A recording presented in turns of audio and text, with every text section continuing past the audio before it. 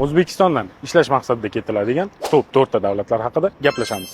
Birinchisi Janubiy Koreya. Janubiy Koreya vizasi kvotalarga asoslangan hisoblanib, oylik maoshi $2000 dan $4000 gacha.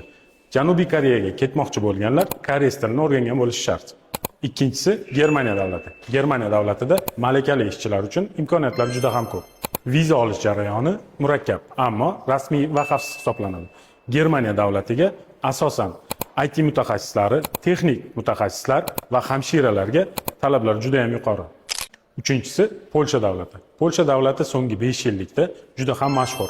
Agar siz Polsha davlati ishchi vizasini qo'lga kiritadigan bo'lsangiz, siz rasmiy joy va o'simchan oylikka ega bo'lasiz. To'rtinchisi Latviya davlati.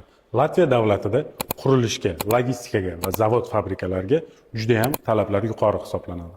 Agar sizga ma'lumot foydali bo'lgan bo'lsa, videoga like bosing va kommentariyaga qaysi davlatga bormoqchiligingizni yozib qoldiring.